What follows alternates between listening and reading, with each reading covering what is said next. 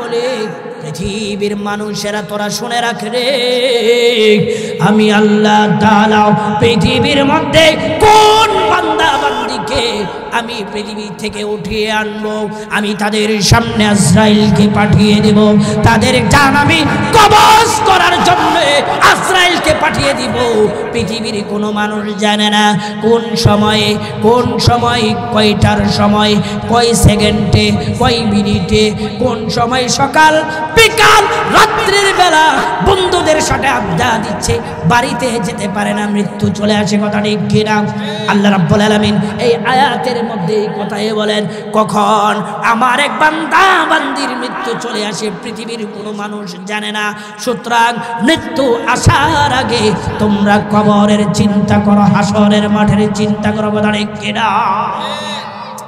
আমার বন্ধুরা ভাইয়েরা, হিন্দু শরণাসিনী হিন্দু প্রতিদিন মাগরিবের বেলা সোনামুন করে, সোনামুন প্রতিদিন সোনামুন করেন। একদিন হঠাৎ করে তার সামনে তার মুখ দিয়ে বের হয়ে এলো আল্লাহর সিফাতের সুন্দর একটা নাম, ইয়া সামাদু আল্লাহু আকবার। আর একটু আওয়াজ দিয়ে বলুন আল্লাহু আকবার। আমার বন্ধুরা ভাইয়েরা, 70 বছর পর্যন্ত একাধারে হিন্দু লোকটা যখন মূর্তিকে সামনে নিয়ে সোনামুন পড়ে প্রতিদিন মাগরিবের সময়, হঠাৎ করে তার জবান দিয়ে বের হলো ইয়া সামাদু। সঙ্গে সঙ্গে আল্লাহ রাব্বুল আলামিন ডাক দিয়ে বলে, গায়বী থেকে আওয়াজ আসছে, এমন একটা আওয়াজ আসে আল্লাহ রাব্বুল আলামিন ডাক দিয়ে বলে, মাইনি গায়বী আওয়াজ বুঝেন তো আপনারা? গায়বী আওয়াজ আসলো, আল্লাহ রাব্বুল আলামিন সঙ্গে সঙ্গে খুশি হয়ে গেছে, খুশি হয়ে ডাক দিয়া বলে, তোকে আমি 70 বছরের জিন্দেগির মধ্যে আমি আল্লাহর নামটাও একবারও নিলি না, সারাটা জীবন তুই গুনাহ করেছিস, আজকে তুই সোনামুর জায়গায় তুই আমার সিফাতি নাম তোর মুখ দিয়ে এসে বলল সমাধান করেছিস, আমি আল্লাহ তাআলাকে একবারও ডাকস নাই, সারাটা জীবন তুই পার করে দিয়েছিস। বান্দারে, আমি আল্লাহ তাআলা খুশি হয়ে গেলাম, একবার যদি আমি আল্লাহ তাআলার কাছে চাইতে তোর 70 বছর অপেক্ষা করা হতো না, আমি আল্লাহ তাআলা যা তুই জীবনে চাইতে আমি তাকে সঙ্গে সঙ্গে তোকে আমি দান করে দিতাম, তারপরেও কোনো দুঃখ নাই। বান্দারে, আমি তোকে জাহান্নামের আগুনের মধ্যে জ্বলানোর জন্য আমি আল্লাহ এত সুন্দর করে বানাই নাই, তোর সমস্ত বডি আমি আল্লাহ পাক ফেরেশতার মাধ্যমে বানিয়েছি। কয়দিন? 6 দিনে। কয়দিন বলেন? 6 দিনে আমি তোর সমস্ত বডিটা বানাইলাম কোন ফায়াকুন বলার সঙ্গে সঙ্গে, কিন্তু তোর এই চেহারাটাকে আমি আল্লাহ জবান সহ তোর মাথাটা সহ 6 দিনে বানাইলাম। কয় দিনে বলেন? সমস্ত বডি কোন ফায়াকুন বলার সঙ্গে সঙ্গে হয়ে গেছে ফেরেশতার মাধ্যমে। কিন্তু আমার মুসলমানের সামনে ঈমানকে টিকে রাখতে হলে, ইসলামকে টিকে রাখতে হলে, যদি মুসলমানের সামনে কোনো বিপদ আসে, মুসলমান জেলে যেতে প্রস্তুত, তারা ফাঁসির কাস্টে ঝুলতে প্রস্তুত, জেলখানার মধ্যে বন্দী হয়ে তাদের এই জেল থেকে তাদের লাশ বের হতে প্রস্তুত, কিন্তু মুসলমান কোন জালেমের সামনে মাথা নত করতে প্রস্তুত নয়। চিল্লে বলুন কথা ঠিক কিনা?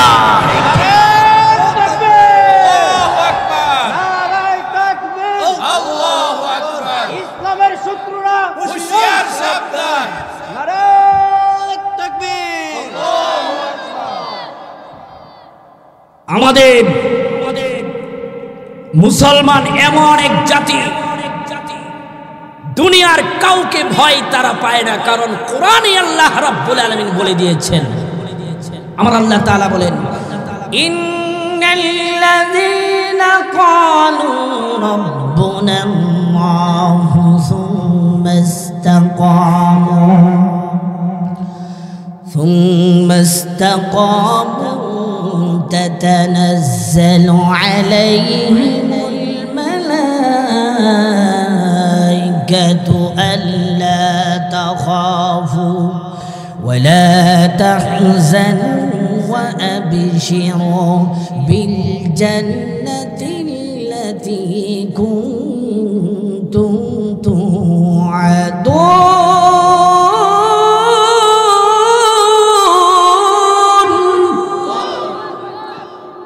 আমার আল্লাহ রাব্বুল আলামিন ডাক দিয়ে কুরআনুল কারীমের আয়াতে বলেন নিশ্চয় যারা আমাকে রব মেনেছে, যারা ঈমান এনেছে,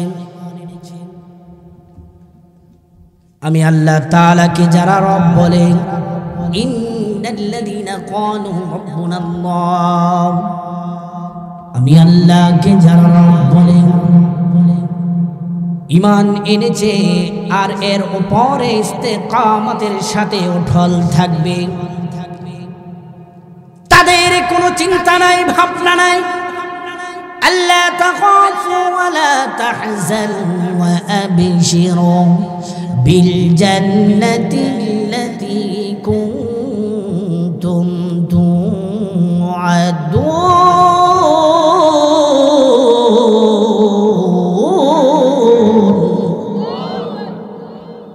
তাদের সামনে যখন কোনো বিপদ আসবে তারা কোনো ভয় পাবে না, তাদের কোনো চিন্তা নাই।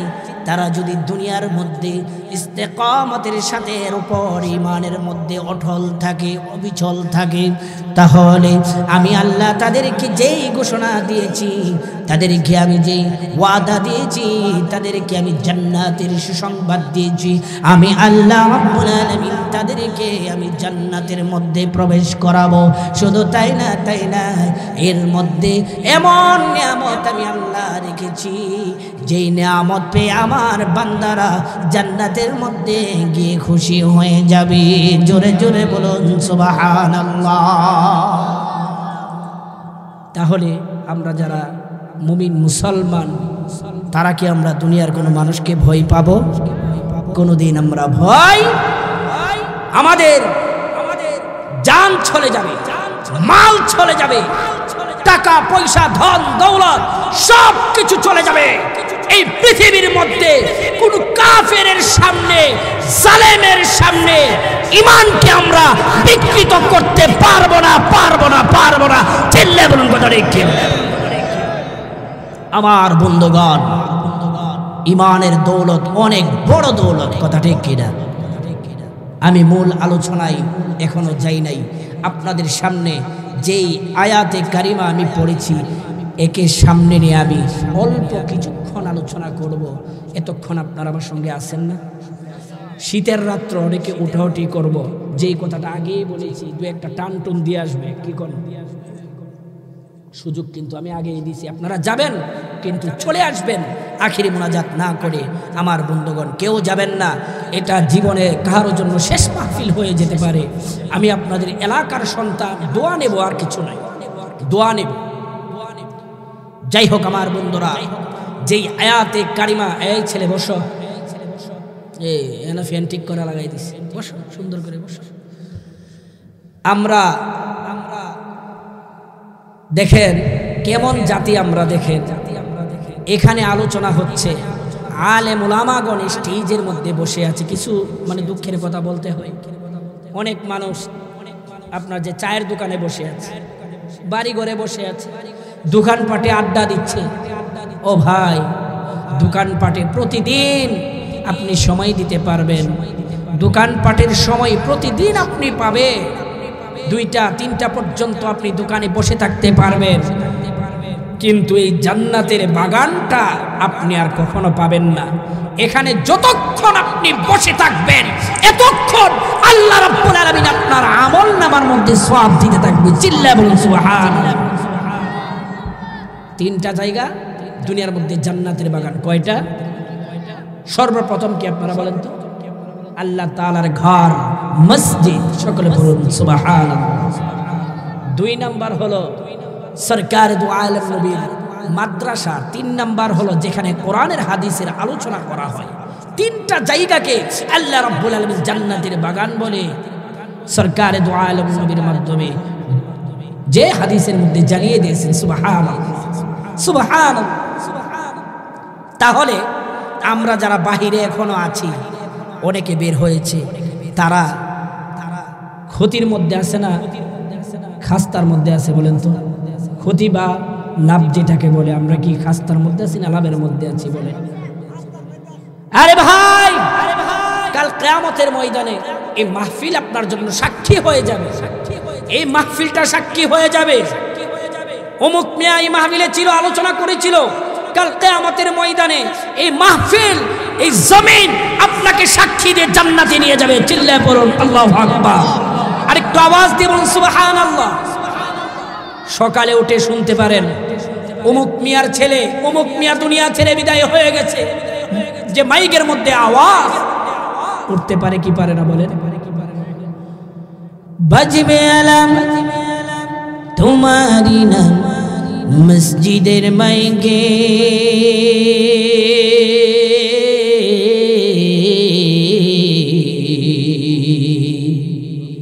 বাড়িওয়ালা নাই রে বাড়ি নাই রে দুনিয়াতে, বাড়িওয়ালা নাই রে বাড়ি নাই রে দুনিয়াতে। চোখেরই পলকে তুমি হতে পারো লাশ, চিরতরে বন্ধ হবে তোমার নিঃশ্বাস। কথা ঠিক কিনা? চোখেরই পলকে তুমি হতে পারো লাশ, চিরতরে বন্ধ হবে তোমার নিঃশ্বাস, তোমারই নিঃশ্বাস। বাজবে এলাম তোমারই নাম মসজিদের মাইকে, বাজবে এলাম তোমারই নাম মসজিদের মাইকে। বাড়িওয়ালা নাই রে বাড়ি নাই রে দুনিয়াতে, বাড়িওয়ালা নাই রে বাড়ি নাই রে দুনিয়াতে, বাড়িওয়ালা নাই রে বাড়ি নাই রে দুনিয়াতে। চোখেরই পলকে তুমি হতে পারো লাশ, চিরতরে বন্ধ হবে তোমারই নিঃশ্বাস।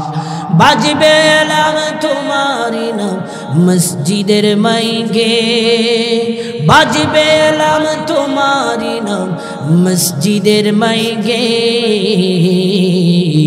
বাড়িওয়ালা নাই রে বাড়ি নাই রে দুনিয়াতে, বাড়িওয়ালা নাই রে বাড়ি নাই রে দুনিয়াতে। মুসিবতে না পাই যদি, মুসিবতে না পাই যদি। হ্যাঁ বলেন, আমি কিন্তু বয়ানে এখনো যাই নাই, জাস্ট আপনাদের মনটাকে একটু আল্লাহ নবীর দিকে আনতেছি। কি বলেন, ঠিক কিনা? মুসিবতে না পাই যদি, মুসিবতে না পাই যদি, করোনা তোমার কবরে হাসরে কি হবে আমার, কবরে হাসর কি হবে আমার। মুসিবতে না পাই যদি, মুসিবতে না পাই যদি, করোনা কবরে হাসরে কি হবে আমার, কবরে হাসরে কি হবে আমার। বন্ধুরা ভাইরা, জীবনটা চলে যাবে, মৃত্যু এসে যাবে। আল্লাহ রাব্বুল আলামিন আমাকে আপনাকে 50-60 বছর 70 বছর হায়াত দিয়েছে। এই হায়াতের জিন্দেগির মধ্যে আমি আপনি কি উপার্জন করেছি? জীবন চলে যাবে, দিন যাচ্ছে, কবরের দিকে আমি আপনি পা দিচ্ছি, কবর দেশে আমার আপনার পায়ে ঘুরছে। 1 সেকেন্ড যাচ্ছে, 2 সেকেন্ড যাচ্ছে, মিনিট চলে যাচ্ছে, ঘন্টা চলে যাচ্ছে, আমার আপনার পাটা কবরের দিকে চলে যাচ্ছে। চিল্লায় বলুন কথা ঠিক কিনা?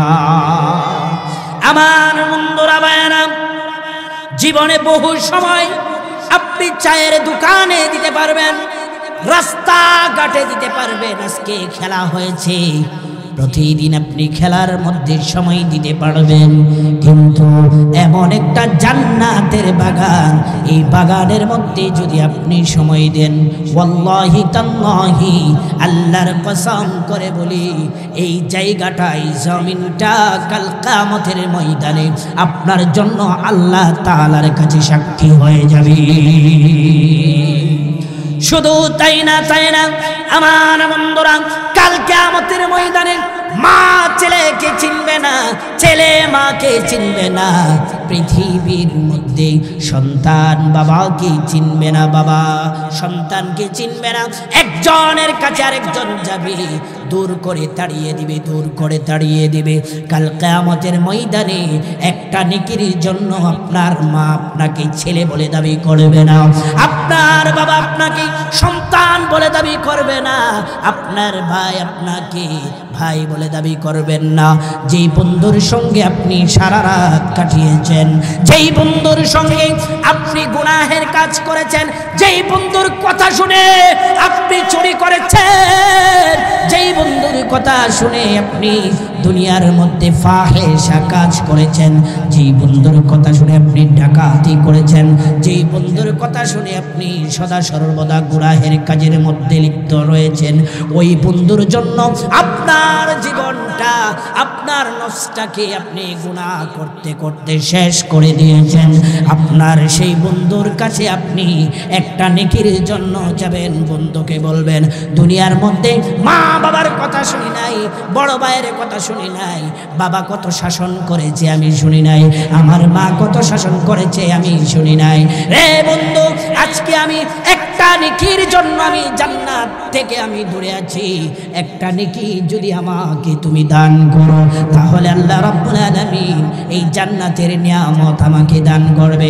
বন্ধু ডাক দেয়া বলবে, তুই আমার জন্য সময় নষ্ট করেছিস, তুই মিথ্যা কথা বলতেছিস, তোর মতো কোনো বন্ধু আমার দুনিয়ার মধ্যে ছিল না, তোর মতো কোনো বন্ধু আমার দুনিয়ার মধ্যে ছিল না, আমি তো তোর মতো কোনো বন্ধুকে আমি চিনি না। ওই বন্ধু বলবে, তোর জন্য আমার জীবনটা দুনিয়ার মধ্যে আমি শেষ করে দিয়েছি, মার কথা শুনি নাই, বাবার কথা শুনি নাই, তোর জন্য আমি ভালোভাবে পড়াশোনাও করতে পারি নাই, আমি শুধু সমাজের মধ্যে খারাপ কাজে লিপ্ত ছিলাম। যেই বন্ধুর কারণে আপনার সুন্দর জীবনটা শেষ হয়ে গেছে, কথা ঠিক কিনা? সেই বন্ধুর কাছে আপনি একটা নেকির জন্য যাবেন, বন্ধুকে বলবেন, তোর জন্য আমি চায়ের দোকানে বসেছিলাম, তোর জন্য আমি আড্ডা দিয়েছিলাম, রে বন্ধু তোকে আমি চা খাওয়াইছি, কত চা খাওয়াইলাম, কত সিগারেট খাওয়াইলাম, কত কিছু খাওয়াইলাম, তোকে আমি সময় দেওয়ার জন্য আমার স্ত্রীকে আমি সময় দিতে পারি না। এরকম হয় কি হয় না বলেন? বন্ধুর সঙ্গে সময় দিতে গিয়ে কিছু যুবক আছে যারা প্রাণের স্ত্রীকেও সময় দিতে পারে না। চিল্লায় বলুন কথা ঠিক কিনা? উচিত কথাগুলো বলে যাচ্ছি, আপনারা মনোযোগ সহকারে দিলের কান লাগায় কথাগুলো শুনবেন। এই মাহফিলটা আমার আপনার জন্য, কাহার জন্য জীবনের শেষ মাহফিল হয়ে যেতে পারে, কথা ঠিক কিনা? কাল কিয়ামতের ময়দানে বন্ধু তাড়িয়ে দিবে, যা আমার কোনো বাবা ছিল না, মা সন্তানকে তাড়িয়ে দিবে, এমন করে তাড়িয়ে দিবে রে, কেমন ভাবে তাড়িয়ে দিবে? সন্তান মাকে গিয়ে বলবে, মা গো, বাবা যদি আমাকে ঘর থেকে বের করে দিয়েছে, কিন্তু তুমি আমাকে ঘরের পিছনের দরজা দিয়ে তুমি আবার আমাকে জায়গা দিয়েছো, খাবারের ব্যবস্থা করে দিয়েছো, মা। আল্লাহু আকবার। মা ডাক দিয়া বলবে, সন্তান ডাক দিয়া বলবে, মা গো তুমি আমাকে বাবার আড়ালে বাবা মাকে শাসন করেছে ভালো হওয়ার জন্য, তুমি আমাকে বাবা মাকে দূর করে তাড়িয়ে দিয়েছে, কিন্তু তুমি পিছনের দরজা দিয়ে খাবারটা আমাকে প্লেটের মধ্যে দিয়ে বলেছ খেয়ে তাড়াতাড়ি ঘর থেকে বের হয়ে যা। এমন ঘটনা আমাদের হয় কি হয় না বলেন? সন্তান এ কথা বলবে, সন্তান বলবে, কিন্তু মা ডাক দিয়া বলবে, সন্তান আমার তো দুনিয়ার মধ্যে কোনো সন্তান ছিল না। সন্তান আবার বলে দেবে, মা গো আমি বেতনটা পাইয়া তুমি আমাকে যেভাবে দুনিয়ার মধ্যে লালিত পালিত করেছো, নিজে না খাইয়া আমাকে খাওয়াইছো মারি, এমনকি শীতের বেলায় ঠান্ডা বিছানার মধ্যে তুমি ভিজে কোনো জায়গা ছিল না খাটের মধ্যে, তুমি কষ্ট করেছো মা, তুমি আমার জন্য এত কষ্ট করেছো। বিছানার মধ্যে প্রস্রাবের পানি দিয়ে ঠান্ডা হয়ে গেছে, প্রস্রাব কোথাও জায়গার কোনো শোয়ার কোনো জায়গা আমার ছিল না, তোমার বুকের উপরে তুমি রেখেছো এত কষ্ট, তুমি দুনিয়ার মধ্যে আমার জন্য করেছো মারে। আজকে আমি একটা নেকি তোমার কাছে চাইলাম, তুমি একটা নেকি যদি আমাকে দাও, আমি তোমার সন্তান, এই নেকিটা নিয়ে আমি জান্নাতের মধ্যে চলে যাব। মা ডাক দিয়া বলবে, তুমি কে?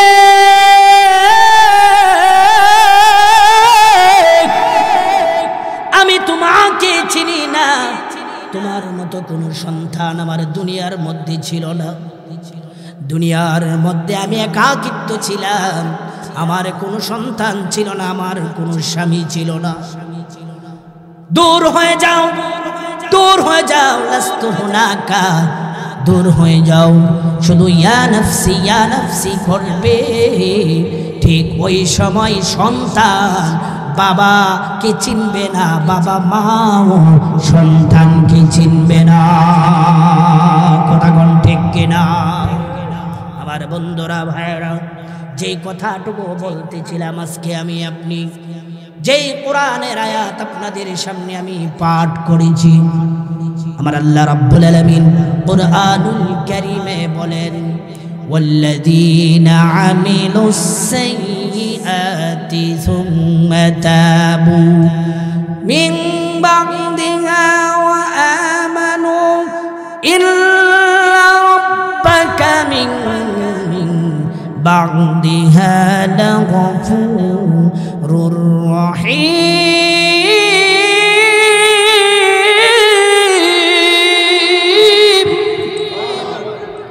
আমার আল্লাহ রাব্বুল আলামিন ডাক দিয়ে বলেন, ওয়াল্লাযীনা আমিলুস সাইয়্যাতি সুম্মা তাবু মিন বা'দিহা ওয়া আমানু, যারা নেক কাজ ছাড়া বদ কাজ করেছে, ওয়াল্লাযীনা আমিলুস সাইয়্যাতি সুম্মা তাবু মিন বা'দিহা ওয়া আমানু, গুনাহ করতে করতে তাদের জীবনটাকে শেষ করে ফেলেছে, তারা যদি আবার তারা তওবা করে, তওবা করার মতো তওবা করে, তারা যদি নিজেকে শুধরে, তারা যদি তওবা করে আল্লাহর পথে ফিরে আসে, আল্লাহর কাছে তওবার মতো তওবা করে, আল্লাহ রাব্বুল আলামিন ওই বান্দাকে মাফ করে দেয়।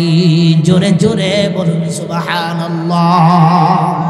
আমার আল্লাহ রাব্বুল আলামিন কুরআনুল কারীমের অন্য আরেক আয়াতে বলেন, ফালা ইয়াতুবুনা ইলাল্লাহি ওয়া ইস্তাগফিরুনা ওয়াল্লাহু গফুরুর রহিম। আমার আল্লাহ রাব্বুল আলামিন বলেন, ডাক দিয়ে বান্দাদেরকে বলেন, পৃথিবীর মধ্যে আমি তোদেরকে পাঠিয়েছি, তোদেরকে আমি 60 বছর 70 বছর 100 বছর হায়াত দান করেছি, তোরা দুনিয়ার মধ্যে পাপ কাজের মধ্যে লিপ্ত আছস, তোরা এমন পাপ করেছস যে পাপের জন্য তোরা মানুষের সামনে লজ্জিত হয়ে যাবি। যদি মানুষ জানতে পারে, মানুষ যদি শুনতে পারে, পৃথিবীর মধ্যে তোদেরকে সমাজের মধ্যে কেউ জায়গা দিবে না। তোদের পাপের কথা শুনলে সমাজের মধ্যে কোনো মানুষ ঠাঁই পাবে না। আল্লাহ তাআলা ডাক দিয়া বলে, আমি আল্লাহ রহমান, আমি আল্লাহ রহিম। আল্লাহ রব্বুল আলামিন ডাক দিয়ে নবী আলাইহিস সালাতু ওয়াস সালামকে সম্বোধন করে বলে দেয়, হে আমার বন্ধু, আমার বান্দারা কি আমার দিকে ফিরে আসবে না? আমার কাছে ফিরে আসবে না, তওবার দিকে ফিরে আসবে না, তওবার দিকে ফিরে আসবে না, তওবা করবে না। আমি আল্লাহ তো রহমান, আমি আল্লাহ অতি দয়ালু, আমি আল্লাহ অনেক বড় ক্ষমাশীল। চিল্লায়ে পড়ুন আল্লাহু আকবার। আমার আল্লাহ রাব্বুল আলামিন ডাক দিয়া বলে, বান্দা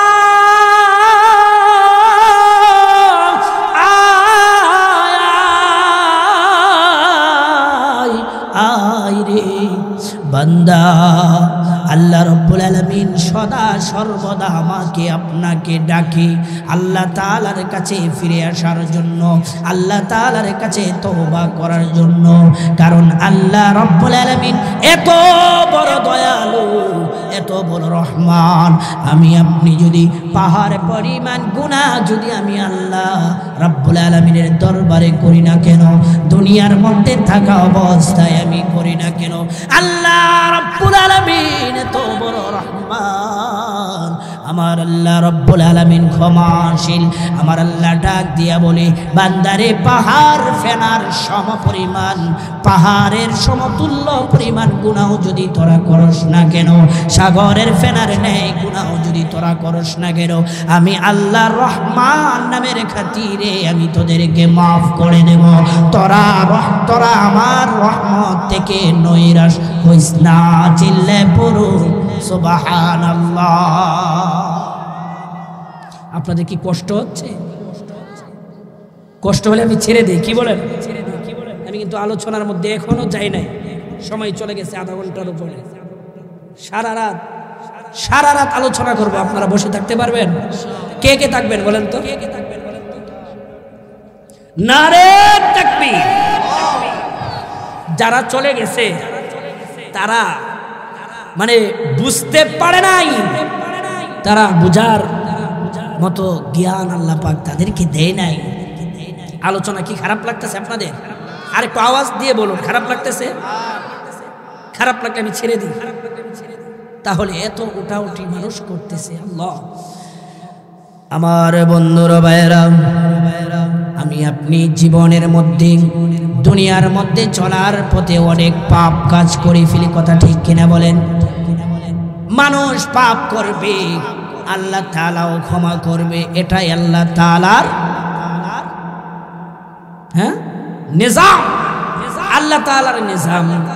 মানুষ পাপ করবে আর আমার আল্লাহ রব্বুল আলামিন ক্ষমা করবে, না হলে আমার আল্লাহ রব্বুল আলামিন ফেরেশতা বানাইয়া আমাকে আপনাকে পাঠাইতো, আমার দ্বারা আপনার দ্বারা জীবনে কোনো গুনাহ হতো।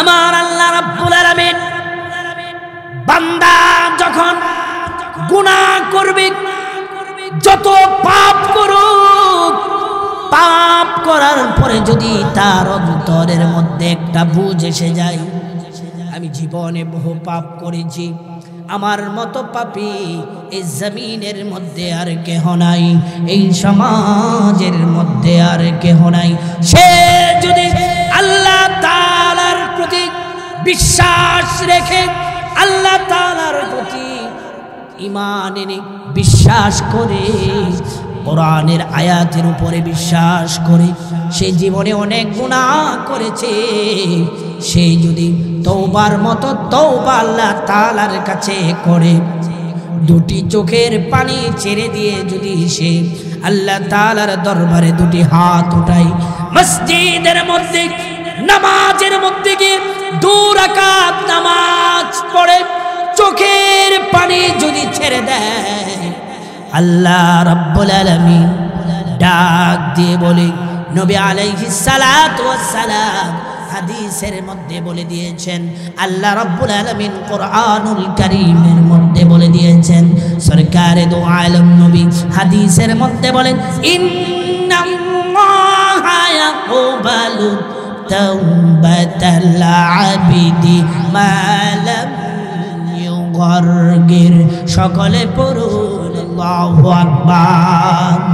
তিরমিজি শরীফের হাদিসের মধ্যে ইবনে উমর আব্দুল্লাহ বিন উমর থেকে বর্ণিত, সরকারে দো আলম নবী বলেন, মৃত্যুর আগ পর্যন্ত, সাকরাতুল মাউত আসার আগ পর্যন্ত, মৃত্যুর যন্ত্রণা ওঠার আগ পর্যন্ত, এই সময়টা আসার পূর্বে যদি কেউ যে কোনো সময় আল্লাহ তাআলার কাছে তওবা করে, তাহলে আল্লাহ রাব্বুল আলামিন ডাক দিয়ে বলে, আমি আল্লাহ তাআলার দরবারে 2 রাকাত নামাজ পড়ে যদি চোখের পানি ছেড়ে দেয়, তাহলে আমি আল্লাহ তাআলা তার জীবনের সমস্ত গুনাহ খাতাগুলোকে মাফ করে দেয়। আরেকটু জোরে পড়ুন সুবহানাল্লাহ। কখন আমার আপনার মৃত্যু চলে আসে কি আমি আপনি জানি? কি হিসাব দিব কবরের মধ্যে, হাসরের ময়দানে, কিয়ামতের মাঠে, ফুলসিরাত ব্রিজ কিভাবে পাড়ি দিব? আজকে দুনিয়ার মধ্যে আরাম আয়েশের মধ্যে আমি আপনি পড়ে আল্লাহ তাআলাকে চিনলাম না, নবীজিকে চিনলাম না, আলেমদেরকে ভালোবাসতে শিখলাম না। চিল্লায় বলুন কথা ঠিক কিনা? এখানে যারা বসে আছেন, প্রতিটা সেকেন্ডে সেকেন্ডে আপনাদের সওয়াব আমল নামার মধ্যে চলে যাচ্ছে। আরেকটা উদাহরণ, স্টেজের মধ্যে আলেম ওলামাগণ এখানে বসে আছেন, যাদের চেহারার দিকে তাকালে আপনার সগীরা গুনাহগুলো মাফ হয়ে যাবে। জোরে বলুন সুবহানাল্লাহ। আমার কথা সরকারে দো আলম নবীর কথা, সকলে বলুন সুবহানাল্লাহ। যেই আলেমদের দিকে যদি আপনি তাকান, আলেমদের সঙ্গে তাকান, তাদের চেহারার দিকে আপনি তাকালে আপনার সগীরা গুনাহগুলো আল্লাহ রাব্বুল আলামিন ক্ষমা করে দিবে। আবার বলুন সুবহানাল্লাহ। তাহলে এখানে এসে আমাদের খাস্তা হচ্ছে না, লাভ হচ্ছে? বলেন, এই মাহফিলটা কি এখানে প্রতিদিন হবে? প্রতিদিন মাহফিল হবে না। যে আলোচনাটুকু আলেম ওলামাগণ করতেছে, এর একটা কথার উপরে আপনি যদি আমল করে যেতে পারেন, ওয়াল্লাহি আপনার ঠিকানা জান্নাতে হয়ে যাবে, এতে কোনো সন্দেহ নাই। কারণ একটা কথার উপরে আমল করলে আপনি দুনিয়ার মধ্যে আর কোন গুনাহের কাজ আপনি করবেন না। কথা কোন ঠিক কিনা? আমার বন্ধুরা ভাইরা বলতেছিলাম, আমার আল্লাহ রাব্বুল আলামিন ডাক দেয় সদা সর্বদা। আমার আল্লাহ রাব্বুল আলামিন সদা সর্বদা ডাক দিয়ে আমাকে আপনাকে বলে, বান্দাই রে আয়, আমার কাছে আয়, আমার কাছে চা, আমার কাছে চা, তওবা কর, আমি আল্লাহ ক্ষমাশীল, মাফ করে দেব। কিন্তু বান্দা বুঝে না, আল্লাহর কাছে যে কোনো সময় আপনি চাইবেন, যে কোনো সময় আপনি তওবা করবেন, আল্লাহ পাক যা চাইবেন আল্লাহ তাআলার কাছে আল্লাহ কবুল করে নেবে। কিন্তু চাওয়ার মতো চাইতে হবে, চাওয়ার মতো চাইতে হবে, গুনাহ ক্ষমা করানোর মতো গুনাহ ক্ষমা করাতে হবে। চিল্লায় বলুন কথা ঠিক কিনা? আমার বন্ধুরা ভাইয়েরা, আমার কথা আপনারা মনোযোগ দিয়ে শুনুন। যেই কথাটুকু বলতেছিলাম, আমি আপনি যদি দুনিয়ার মধ্যে একটা কাজ আমি আপনি হাসিল করতে চাই, দুনিয়ার কোনো উদ্দেশ্য যদি আমি আপনি হাসিল করতে চাই, ধরুন অফিসের সময় সাধারণত সরকারি অফিস 5টা পর্যন্ত খোলা থাকে, 5টা পর্যন্ত যদি অফিস খোলা থাকে, আপনি ওই সময় একটা দরখাস্ত দিবেন, আপনার চাকরি হয়ে যাবে। 5টার ভিতরে দিলে আপনার চাকরিটা হয়ে যাবে। দিলের কান লাগাইয়া শুনুন আর বুঝুন।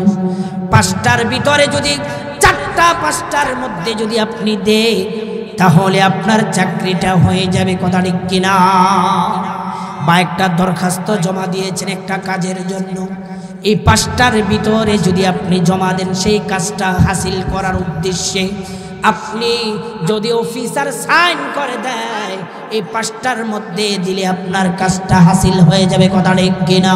5টার পরে যদি আপনি কাছে যান, তাহলে আপনার এই কাজটা আর হাসিল হবে না। যদি আপনার সময়টুকু চলে যায় রে, সময় চলে যাইলে আপনি কাজটা আর করতে পারবেন না। কিন্তু আল্লাহ রাব্বুল আলামিন রহমান, কত বড় দয়ালু আমার আল্লাহ তাআলা ডাক দিয়া বলে, বান্দারে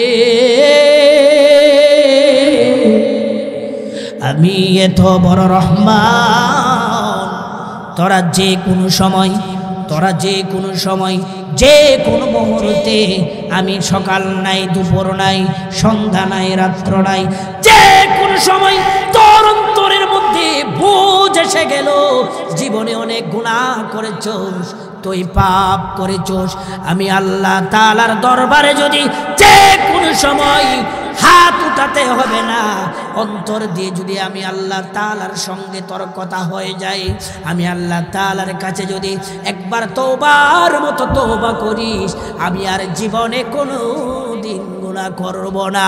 দুটি চোখের পানি ফেলে দে, দুটি চোখের পানি যখন তুই ফেলে দিবে, বান্দারে আমি আল্লাহ তাআলা ওয়াদা দিলাম, সঙ্গে সঙ্গে আমি আল্লাহ তাআলা তোর জিন্দেগির গুনাহ খাতাগুলোকে মাফ করে দেব।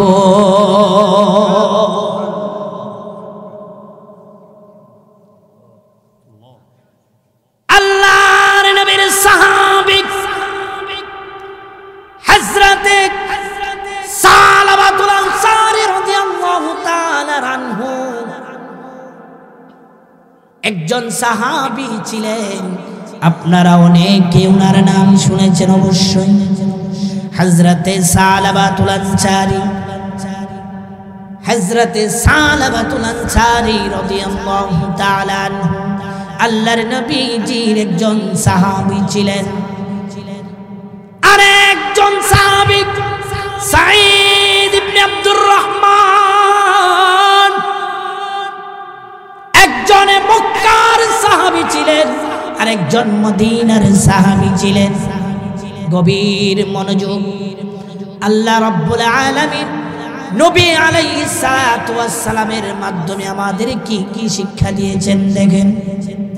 আল্লাহর নবীর সাহাবী হযরতে সালাবাতুল আনসারী এবং সাঈদ ইবনে আব্দুর রহমান, ওনাদের দুজনকে সরকারে দু আলম নবী বন্ধুত্ব করে দিয়েছেন। জোরে বলুন আল্লাহু আকবার। বন্ধুত্ব করে দিয়েছেন এবং বলে দিয়েছেন, তোমরা দুজন একজনের সহযোগিতা আরেকজন করবে, একজনের দুঃখে আরেকজন দুঃখিত হবে, একজনের সুখে আরেকজন সুখী হবে। আমি তোমাদেরকে বন্ধুত্ব করিয়ে দিলাম। হযরতে সালাবাতুল আনসারী রাদিয়াল্লাহু তাআলা আনহু এই সাহাবীকে সাঈদ ইবনে আব্দুর রহমান মানে সাঈদ নবীজির সঙ্গে যুদ্ধের ময়দানে চলে যাবেন, নবীজির সঙ্গে যুদ্ধের ময়দানে চলে যাবে। যুদ্ধের সময় হয়ে গিয়েছে, নবীর সঙ্গে যখন যুদ্ধের ময়দানে চলে যাবে, ঠিক ওই মুহূর্তে হযরতে সালাবাতুল আনসারীকে দায়িত্ব দিয়ে গেলেন, রে সালাবা আমার ভাই, আমি মায়ার নবীর সঙ্গে আমি যুদ্ধের ময়দানে চলে যাইতেছি, তুমি আমার পরিবারটাকে একটু দেখে রাখবা, আমার পরিবারটাকে একটু দেখে শুনে রাখবা, কোনো সমস্যা যেন না হয়। তোমার কাছে আমি আমানত দিয়ে গেলাম আমার পরিবারকে, আমার স্ত্রীকে, আমার সন্তানকে আমি আমানত দিয়ে গেলাম, আমার পরিবারে যেন কোনো সমস্যা না হয়। যতদিন আমি যুদ্ধের ময়দানে থাকব, এতদিন তুমি আমার বাড়িতে থেকে আমার বাড়ি ঘর তুমি পাহারা দিবে। আমার কথা বুঝতেছেন না আপনারা? আমার বন্ধুরা শেষ করে দিচ্ছি, অল্প সময় আলোচনা করব। আমার বন্ধুরা রে, হযরতে সাঈদ এবং আল্লাহর নবীজি যুদ্ধের ময়দানে চলে গেলেন। অনেক দিন চলে গেল, যুদ্ধের সময় অনেক চলে গেল। তারা যখন যুদ্ধের ময়দানে চলে গেল, বহুদিন চলে গেল, যুদ্ধ হলো। যুদ্ধ শেষ হবার পর অনেক দিন পরে যখন সাঈদ বাড়ির মধ্যে আসবেন, এর আগে একটা ঘটনা ঘটে গেল। ঘটনাটা কি? হযরতে সালাবাতুল আনসারীকে পাহারা দেওয়ার জন্য যে গিয়ে গেছেন, পাহারা দেওয়ার জন্য দিয়ে গেছেন, ঠিক ওই মুহূর্তে শয়তান তাকে ধোঁকা দিল। কি ধোঁকা? সালাবাতুল আনসারীকে শয়তান বলে অন্তরের মধ্যে এমন একটা ধোঁকা দিল। সালাবা কে বলতেছে? শয়তান। রে সালাবা রে, সাঈদের স্ত্রী এমন একটা স্ত্রী, এত সুন্দর একটা স্ত্রী তুই জানোস রে? খালি বাড়ির মধ্যে এখানের মধ্যে আছে, এত সুন্দর মক্কার জমিনে আর কেউ নাই। সাঈদের স্ত্রী এত সুন্দর একটা স্ত্রী, তুই একা পেয়েও তোর মনের আনন্দ তার সাথে মিটাতে পারছিস না। শয়তানে ধোঁকা দিতে পারে কি পারে না বলেন? কারণ শয়তানকে আল্লাহ রাব্বুল আলামিন এত পরিমাণে ক্ষমতা দিয়েছে। শয়তানের পাওয়ার, এত পরিমাণের পাওয়ার, শয়তান যে কোনো মুহূর্তে আমাকে আপনাকে ধোঁকা দেওয়ার ক্ষমতা রাখে। চিল্লায় বলুন কথা ঠিক কিনা? গভীর মনোযোগ আমার বন্ধুরা। শয়তানকে আল্লাহ রাব্বুল আলামিন এত পরিমাণে ক্ষমতা দিয়েছেন, শয়তানের মতো ইবাদতকারী দুনিয়ার মধ্যে আর কেহ ছিল না। এত পরিমাণে ইবাদত করেছে, এত পরিমাণে ইবাদত করেছে, আল্লাহর জমিনের এমন কোনো জায়গা নাই যেই জায়গার মধ্যে শয়তানের মাথার সেজদা পড়ে নাই। আমি আপনি শুধু মসজিদের মধ্যে গিয়ে সেজদা দেই, মসজিদের মধ্যে হয়তো একটা মসজিদে বা দুইটা মসজিদে, বাড়ির মসজিদে, ঢাকার মসজিদে, বিদেশের মাটিতে সেজদা দেই, 2, 4, 5টা 10টা মসজিদে। কিন্তু শয়তান এমন আল্লাহর পাগল ছিল, শয়তান আল্লাহর জমিনে আপনারা যেই জায়গার মধ্যে বসে আছেন, এমন জায়গার মধ্যেও শয়তানের কপালের সেজদা পড়ে নাই, এমন কোন জায়গা নাই সেজদা দেয় নাই। শয়তানকে বলা হয়েছিল আদমকে সেজদা কর।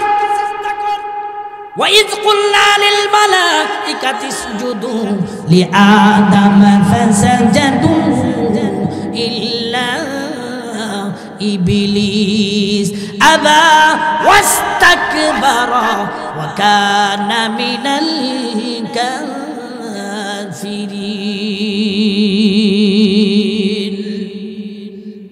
শয়তানকে আদেশ করা হলো আদমকে সেজদা কর, আদমকে সেজদা কর। শয়তান উত্তর দিল, আমি আগুনের তৈরি, আদম হলো মাটির তৈরি, আদমকে আমি কেন সিজদা করব? কারণ আগুন হলো উপরের দিকে যায়, আগুন কোনোদিন যে নিচের দিকে আগুন যায় না, আগুন তো উপরের দিকে যায়, আর মাটি তো মাটির দিকে মানে নিচের দিকে থাকে, আমি সিজদা করতে পারবো না। অহংকার করে বলেছিল। আল্লাহ রাব্বুল আলামিন বেজার হয়ে তার সমস্ত অহংকারকে ধ্বংস করে দিয়ে ওই শয়তানকে কাফেরের খাতার মধ্যে যুক্ত করে দিলে। আমার কথা বুঝেননি আপনারা? আপনাদের কষ্ট হচ্ছে? আর একটু আওয়াজ দিবেন, কষ্ট হচ্ছে? আমি কি ছেড়ে দিব? আমার বন্ধুরা ভাইয়ারা, এই ঘটনাটা শেষ করে আমি আলোচনা শেষ করে দেব। শয়তান যখন আল্লাহ রাব্বুল আলামিন তাকে ক্ষমতা, এত পরিমাণে ক্ষমতা দিয়েছে, যখন আল্লাহ রাব্বুল আলামিন বললেন তুই আদমকে সেজদা করবি, আদমকে যদি সেজদা না করস তাহলে যখন আদমকে সেজদার কথা বললেন শয়তান সঙ্গে সঙ্গে স্বীকৃতি জানালেন আমি আগুনের তৈরি, আমি মাটিকে আমি সেজদা করতে পারবো না। আল্লাহ রাব্বুল আলামিন গুসা করে রাগ করে তার জীবনে যত আমল করেছে রে সব আমলকে বরবাদ করে দিয়ে তাকে ওই কাফিরদের কাতারে তাকে শামিল করে দিলেন। জীবনের সমস্ত আমল তার শেষ হয়ে গেছে। ঠিক ওই মুহূর্তে শয়তান বলল আল্লাহ গো তুমি আমার সমস্ত আমল নিয়ে গেছো, কাফের বানিয়ে দিয়েছো, কাফেরের কাতারে সারা জীবন আমি শয়তান জাহান্নামে থাকবো। ঠিক আছে আমি একটা জিনিস তোমার কাছে চাই, জিনিসটা কি? আমি তোমার কাছে তিনটা জিনিস চাবো। এই তিনটা জিনিস কি? বা আমি তোমার কাছে আমার মনের কয়েকটা কথা বলবো, তুমি এই জিনিসটি আমাকে পুরা করে দেবা। আল্লাহ কয় ঠিক আছে ক, তুই কি চাস ক। শয়তান বলে তুমি আমাকে ক্ষমতা দাও যেন তোমার বান্দাদেরকে আমি দিনে দুপুরে আমি ধোঁকা দিতে পারি। সকলে বলুন নাউজুবিল্লাহ। আল্লাহ বলেন যা তোকে দিলাম। আল্লাহ গো এই তৌফিকটুকু দাও, যেই তৌফিকটা তোমার বান্দারা ঘুমের মধ্যে গেলেও যেন আমি ধোঁকা দিতে পারি। শয়তান বলল ঠিক আছে যা, তাও দিলাম। আল্লাহ তো সবকিছু জানে, আল্লাহ তাআলার ক্ষমতা আছে কি নাই বলেন? আল্লাহ তাআলা হিকমত করতেছে, দেখি শয়তান কি বলে। তারপর শয়তান আল্লাহ তাআলাকে বলে আল্লাহ সজাগ থাকা অবস্থায়ও আমি যেন ধোঁকা দিতে পারি, ঘুমে থাকার অবস্থায়ও আমি ধোঁকা দিতে পারি, এবং অন্তরের মধ্যে ঢুকে ঢুকে যেন আমি তোমার বান্দাকে আমি ধোঁকা দিতে পারি। যে কোনো সময় আমি যেন তোমার বান্দাকে আমি ধোঁকা দিতে পারি, সেই ক্ষমতাটা আল্লাহ তুমি আমাকে দাও। তখন শয়তান বলল, তখন আল্লাহ তাআলা বললেন ঠিক আছে যা, আমি তোকে সেই ক্ষমতা দিলাম। শয়তান সঙ্গে সঙ্গে মুচকি হাসি দিয়ে বলতেছে, কি দিয়ে? আল্লাহ তাআলার সঙ্গে মুচকি একটা হাসি দিল, হাসি দিয়ে বলে আল্লাহ তুমি জাহান্নাম কয়টা বানাইছো এবং জান্নাত কয়টা বানাইছো? পরে আল্লাহ তাআলাকে বলেন যে তুমি জাহান্নাম কয়টা বানাইছো? আল্লাহ তাআলা উত্তর দিলেন। উত্তর দেওয়ার পর শয়তান কি কয় জানেননি? শয়তান কয় তুমি জয়টা জাহান্নাম বানাইছো, তোমার যত বান্দা আছে একটা বান্দাকে আমি জান্নাতে যাইবার জন্য আমি দেব না।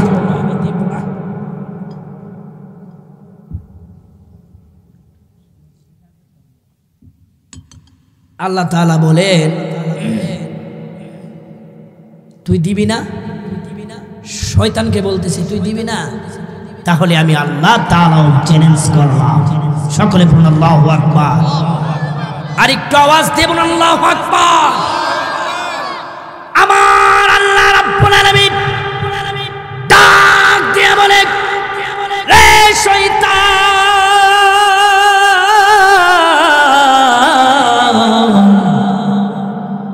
আমি আমার বান্দাকে যদি 100 বছর হায়াত দান করি, 99 বছর 11 মাস 99 দিন যদি আমার বান্দার হায়াত থাকে রে, একদিন আগে যদি আমি আল্লাহ তাআলার কাছে তওবা করে মাফ চাই, দুটি চোখের পানি ছেড়ে দিয়ে আমি আল্লাহকে চিনে জীবনে যত গুণ আমার বান্দা করেছে আমি ওয়াদা দিলাম তোর সঙ্গে আমি চ্যালেঞ্জ করলাম, আমি আমার ওই বান্দাকে আমি মাফ করে দিয়ে আমি জান্নাতের মধ্যে প্রবেশ করাবো। জোরে জোরে বলুন আল্লাহু আকবার। আশরাফ আলী থানভী রাহমাতুল্লাহি আলাইহি লেখেন, কিতাবের মধ্যে এসেছে আশরাফ আলী থানভী রাহমাতুল্লাহি আলাইহি কিতাবের মধ্যে লেখেন একজন হিন্দু মূর্তি পূজা করত। মূর্তি পূজা এমন অবস্থায় করত 1,70,000 বৎসর পর্যন্ত মূর্তি পূজা করেছে। 70 বৎসর পর্যন্ত মূর্তি পূজা করেছে। প্রতিদিন মাগরিবের বেলা একটা মূর্তিকে নিয়ে পূজা করত আর বলতো সোনামন সোনামন সোনামন, মানে তার বিবাহের জন্য, তার মেয়ের বিবাহের জন্য আল্লাহ তাআলার কাছে, মানে এই মূর্তির কাছে সাহায্য চাইতো। মূর্তি কিছুই দিতে পারতো না, তার মেয়ের যেন বিবাহ হয় এবং তার সংসার যেন ভালোভাবে চলে। সোনামন অর্থ মানে মূর্তি, মূর্তির কাছে চাইতো আর বলতো প্রতিদিন সন্ধ্যার সময় চাইতো, কিন্তু মূর্তি তো কিছু করতে পারে না। গভীর মনোযোগ আমার ভাইয়েরা, বাবাজিরা, যুবক ভাইয়েরা দিনের কান লাগাইয়া শুনেন, কথাগুলো নিয়ে বাড়িতে যাবে আর চিন্তা করবেন আমি জীবনে কত কিছু করলাম রে, কত গুনাহ আমি করেছি, কখন জানি আপনার আমার মৃত্যু চলে আসে। এই গুনাহ নিয়ে যদি কবর দেশে আমি আপনি চলে যাই, তাহলে এই কবর দেশে গিয়ে আমার আপনার শান্তিতে থাকার জায়গা হবে না। জাহান্নাম ছাড়া কবরের মধ্যে আমার আপনার ঠিকানার কিছুই থাকবে না। কারণ পৃথিবীর কোনো মানুষ জানে না কখন আমার আপনার মৃত্যু চলে আসবে। এই পৃথিবীর কোনো মানুষ এটা জানে বলেন? আমার আল্লাহ রাব্বুল আলামিন বলেন, হাত্তা ইযা জাআ আহাদাহুমুল মাউতু ক্বালা রাব্বিরজিউন। আল্লাহু আকবার।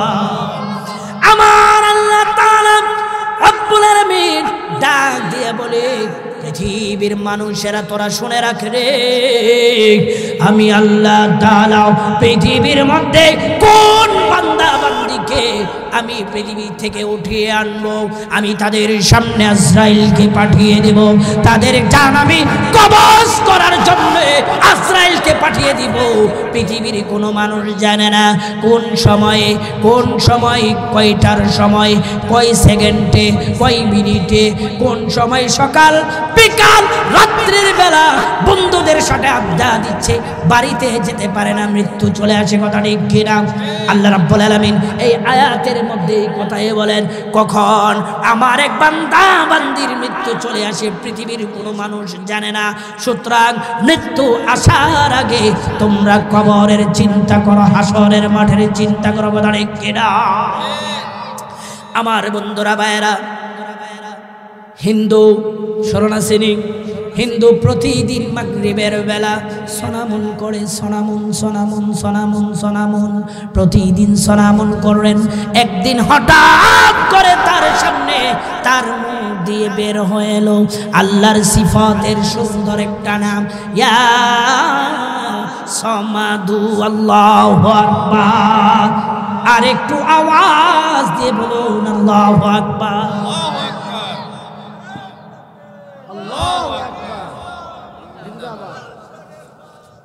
ঘরে ঘরে চলো, আমরা আছি সেখানে। আল্লাহু আকবার। আমার বন্ধুরা ভাইয়েরা, 70 বছর পর্যন্ত একাধারে হিন্দু লোকটা যখন মূর্তিকে সামনে নিয়ে সোনামন সোনামন পড়ে, সোনামন পড়ে প্রতিদিন মাগরিবের সময়, হঠাৎ করে তার জবান দিয়ে বের হয়ে এলো ইয়া সামাদু। সঙ্গে সঙ্গে আল্লাহ রাব্বুল আলামিন ডাক দিয়ে বলে, গায়বী থেকে আওয়াজ আসছে, এমন একটা আওয়াজ আসে আল্লাহ রাব্বুল আলামিন ডাক দিয়ে বলে, মাইনি গায়বী আওয়াজ বুঝেন তো আপনারা? গায়বী আওয়াজ আসলো, আল্লাহ রাব্বুল আলামিন সঙ্গে সঙ্গে খুশি হয়ে গেছে, খুশি হয়ে ডাক দিয়া বলে, তোকে আমি 70 বছরের জিন্দেগির মধ্যে আমি আল্লাহর নামটাও একবারও নিলি না, সারাটা জীবন তুই গুনাহ করেছিস, আজকে তুই সোনামুর জায়গায় তুই আমার সিফতি নাম তোর মুখ দিয়ে এসে বলল সমাধান করেছিস আমি আল্লাহ তাআলাকে একবারও ডাকস নাই সারাটা জীবন তুই পার করে দিয়েছিস বান্দারে আমি আল্লাহ তাআলা খুশি হয়ে গেলাম একবার যদি আমি আল্লাহ তাআলার কাছে চাইতে তোর 70 বছর অপেক্ষা করা হতো না আমি আল্লাহ তাআলা যা তুই জীবনে চাইতে আমি তাকে সঙ্গে সঙ্গে তোকে আমি দান করে দিতাম তারপরেও কোনো দুঃখ নাই বান্দারে আমি তোকে জাহান্নামের আগুনের মধ্যে জ্বলানোর জন্য আমি আল্লাহ এত সুন্দর করে বানাই নাই তোর সমস্ত বডি আমি আল্লাহ পাক ফেরেশতার মাধ্যমে বানিয়েছি কয়দিন 6 দিনে কয়দিন বলেন 6 দিনে আমি তোর সমস্ত বডিটা বানাইলাম কোন ফায়াকুন বলার সঙ্গে সঙ্গে কিন্তু তোর এই চেহারাটাকে আমি আল্লাহ জবান সহ তোর মাথাটা সহ 6 দিনে বানাইলাম কয় দিনে বলেন সমস্ত বডি কোন ফায়াকুন বলার সঙ্গে সঙ্গে হয়ে গেছে ফেরেশতার মাধ্যমে কিন্তু আমার আল্লাহ রাব্বুল আলামিন একটা মানুষের চেহারাটা 6 দিন লাগছে বানাইতে এর মধ্যে কাহিনী আছে না নাই বলেন আল্লাহ তো কোন ফায়াকুন বলার সঙ্গে সঙ্গে হয়ে যেত না না না রে কারণ আমি আল্লাহ তাআলা দুনিয়ার মধ্যে যত মাখলুক আমি সৃষ্টি করেছি সমস্ত মাখলুক থেকে আমি আমার বান্দাকে অতি দয়া করে আমি আল্লাহ পাক বানিয়েছি আমি কোরআনুল কারীমে বলে দিয়েছি লাকাদ খালাকনাল ইনসানা ফি আহসানি তাকওয়িম সকলে বলো আল্লাহু আকবার আমি আল্লাহ তাআলার ইচ্ছা নাই তোকে জাহান্নামের আগুনে জ্বলানোর জন্য বান্দারে সারা জীবন এই গায়বী আওয়াজ আসতেছে সারা জীবন তুই সোনামু মূর্তির পূজা করেছিস আজকে তোর জবান থেকে আওয়াজ আসলো আমি আল্লাহ তাআলার সিফতি নাম যা যা যা আমি আল্লাহ খুশি হয়ে গেলাম তুই সারা জীবন যা পাপ করেছিস সব পাপকে আমি ক্ষমা করে দিয়ে মোচন করে দিয়ে আমি তোকে তোর পিছনের 70 বছরের গুনাহ আমি আল্লাহ পাক ক্ষমা করে দিলাম আল্লাহু আকবার ওই হিন্দু পূজারী তার অন্তরের ভিতরে বুঝ এসে গেল ঠিকই তো সারাটা জীবন আমি কাটিয়ে দিলাম এই মূর্তি মাটির মূর্তি আমাকে কিছুই করতে পারে নাই কোনো কথাও বলতে পারে নাই আজকে হঠাৎ করে আমার মুখ দিয়ে সমাধু বের হয়ে গেল সঙ্গে সঙ্গে গায়বী থেকে আমি আওয়াজ পেলাম আমি যে আলেম ওলামার মধ্যে বাসায় শুইয়া আমি শুনতাম তাদের জবান থেকে আল্লাহ একজন আছে তার কাছে যা চাইবা তা পাইবা তার কাছে ক্ষমা চাও আল্লাহ পাক ক্ষমা করে দেবে আজকে আমার বিশ্বাস হয়েছে সুতরাং আমি কালেমা পড়ে এখন থেকে আমি মুসলমান হয়ে গেলাম লা ইলাহা ইল্লাল্লাহু মুহাম্মাদুর রাসূলুল্লাহ সকলে পড়ুন আল্লাহু আকবার সকলে অল্প সময় একটু জিকির করে লা ইলাহা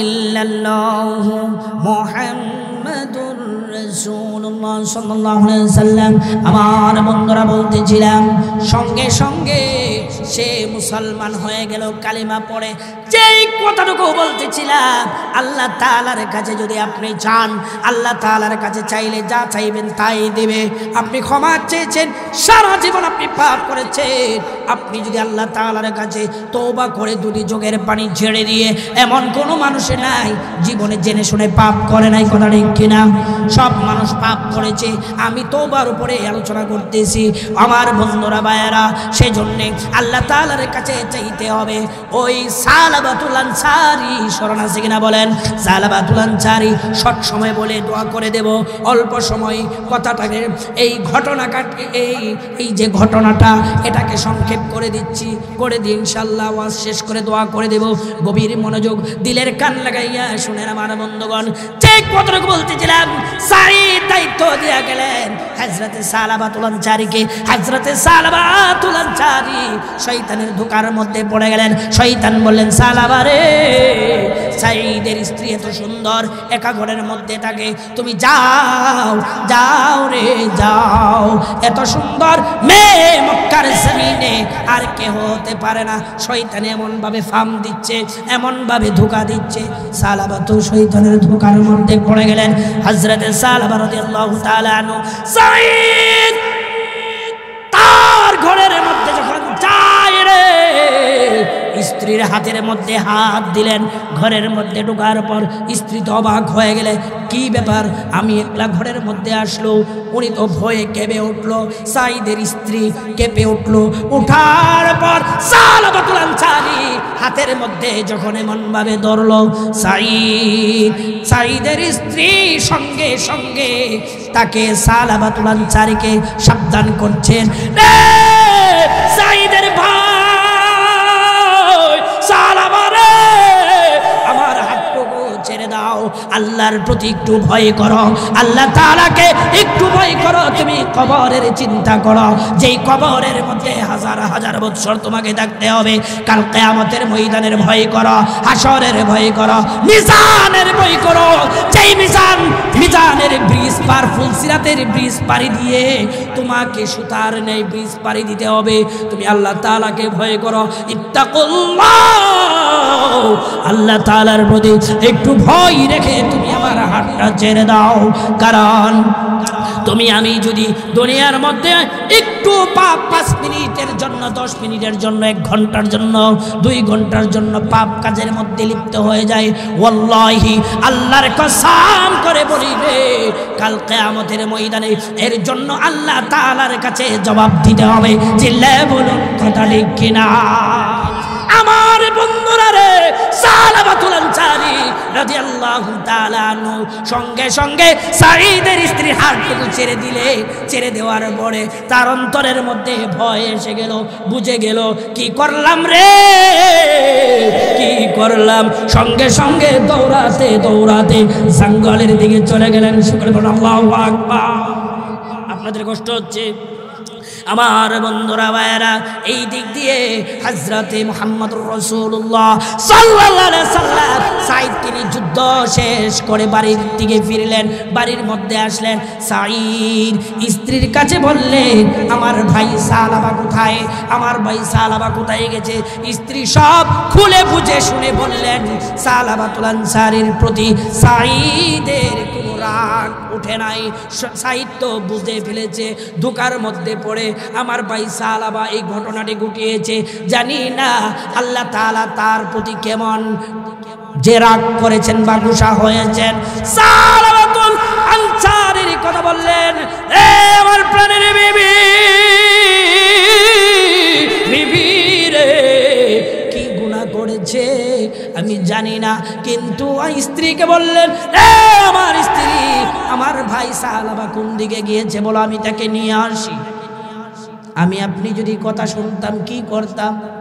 আপনার স্ত্রীকে যদি কেউ ধরে, আমি যদি ধরি, আপনি যদি আমার স্ত্রীকে ধরেন, কথা শুনি না, না শুই না, হেগে মানে ওরে গিয়ে আগে হাত পা ভাঙ্গা নেওয়ার কথা, ঠিক কিনা?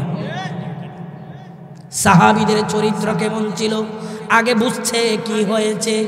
স্ত্রী যখন সব কিছু খুলে বললেন, সালাবার খুঁজে সালাবার সাঈদের স্ত্রী বললেন ওই দিকে চলে গেল, পাহাড়ের দিকে, জঙ্গলের দিকে। সালাবাতুল আনসারী দৌড়াতে দৌড়াতে, গভীর মনোযোগ আমার বন্ধুগণ, গভীর মনোযোগ। এত সাহাবী কোনো কাজ করতে পারে নাই, পাপের কাজের মধ্যে লিপ্ত হতে পারে নাই, শুধু হাতটা ধরার কারণে নিজেকে তো বড় অপরাধী মনে করে পাহাড়ের দিকে যায়, জঙ্গলের দিকে যায়। আর আল্লাহ রাব্বুল আলামিনকে ডাক দেয়া বলে, আল্লাহ তাআলা তুমি রহমান, আজিজুল গফফার, আমি ক্ষমা, আমি পাপ করেছি, আল্লাহ তুমি রহমান, তোমার রহমান নামের খাতিরে আমাকে মাফ করে দাও। চিৎকার দিয়ে দিয়ে পাহাড়ের দিকে চলে গেল। ওই দিকে সাঈদ খোঁজ দিয়ে পাহাড়ের দিকে যখন যাওয়া শুরু করলেন, পাহাড়ের মধ্য থেকে হযরতে সালাবার কাছে গেলেন। সালাবাকে গিয়ে বললেন, ভাই আসো আমার সঙ্গে বাড়িতে যাই। আমি আপনি হলে কি করতাম? হযরতে সালাবাতুল আনসারী সাঈদকে ডাক দিয়া বলে, ভাই রে, জীবনে অনেক বড় অপরাধ করে ফেলেছি, আমি যাব না, আমি যাব না। এত বড় পাপ করে ফেলেছি, যেই পাপের জন্য আমি কাল কিয়ামতের ময়দানে আল্লাহ তাআলার সামনে আমি জবাব দিতে পারবো না। ভাই সাঈদ রে, আমি যাব না যতক্ষণ পর্যন্ত আমার আল্লাহ তাআলা আমাকে ক্ষমা না করবে, এতক্ষণ পর্যন্ত আমি জঙ্গল থেকে পাহাড় থেকে আমি যাব না। হযরতে সাঈদ বলে, আমার সঙ্গে চলো, তোমাকে আমি নিয়ে যাই, তুমি কোনো টেনশন করো না, তোমাকে আমি কিছু করব না। সালাবাতুল আনসারী বলেন, রে সাঈদ, ঠিক আছে আমি যাব, আমাকে তুমি আবু বকরের দরবারে নিয়ে যাবা, হযরতে ওমরের দরবারে নিয়ে যাবা, এমনি এমনি নিবা না, আমার গলার মধ্যে শিকল লাগাইয়া রশি লাগাইয়া আমাকে হেসরাইতে হেসরাইতে তুমি নিয়ে যাবা। আমি যেই পাপ করেছি, এই পাপের জন্য কাল কিয়ামতের ময়দানে আমার জানি কি শাস্তি হয়, এত পরিমাণে অন্তরের মধ্যে ভয় এসেছে। সালাবাতুল আনসারী সাঈদকে বলে, রে সালাবা, তোমাকে আমি এমন ভাবে নিতে পারবো না। তখন সালাবা বলে, না না রে, যদি তুমি আমাকে এমন ভাবে না নাও, টেনে টেনে যদি আমাকে না নাও, আমি সালাবা যাব না। সাঈদ বাধ্য হয়ে তাকে রশি লাগালেন, টেনে টেনে নিয়ে গেলেন আবু বকরের দরবারে। আবু বকরের কাছে যখন গেলেন, হযরতে আবু বকর রাদিয়াল্লাহু তাআলা আনহু বলেন, কি জন্য আমার কাছে এসেছো? হযরতে সালাবাতুল আনসারী বললেন, হে ভাই আবু বকর, ভাই রে, এত বড় পাপ আমি করে ফেলেছি, জানি না আল্লাহ তাআলা আমাকে ক্ষমা করবে কিনা। আপনার কাছে আমি এসেছি, এর কোনো সমাধান আছে কিনা, আপনি আমাকে একটা পথ দেখিয়ে দেন। হযরত আবু বকর রাদিয়াল্লাহু তাআলা আনহু তাকে তাড়িয়ে দিলেন, যাও যাও, আমার দরবার থেকে বের হয়ে যাও। এর কারণ হলো তুমি এত বড় গুনাহ করেছো, এই গুনাহের জন্য আমি তোমাকে কোনো পথ দেখাতে পারবো না, তুমি ওমরের দরবারে চলে যাও। হযরত ওমর রাদিয়াল্লাহু তাআলা আনহুর দরবারে চলে গেলেন। শর্ট করে দিচ্ছি ভাই, আমার বন্ধুরা, শীতের বেলা গভীর রজনী হয়ে যাচ্ছে, আমার বন্ধুরে, হযরত ওমর রাদিয়াল্লাহু তাআলা আনহুর দরবারে চলে গেলেন। হযরত ওমরের দরবারে গিয়ে বললেন, রে ভাই ওমর, আমি এক পাপ করেছি, জানি না কত বড় পাপ আমি করলাম, এত বড় পাপ আমি করেছি। কি পাপ করেছো? এই পাপ করলাম। বর্ণনা দিল। বর্ণনা দেওয়ার পর হযরত ওমর রাদিয়াল্লাহু তাআলা আনহু তাকে বের করে দিলেন, যাও আমার দরবার থেকে বের হয়ে যাও। বড় আশা নিয়ে গিয়েছিল, আমি এর কোনো সমাধান দিতে পারবো না, এখন কি করবে বলেন তো?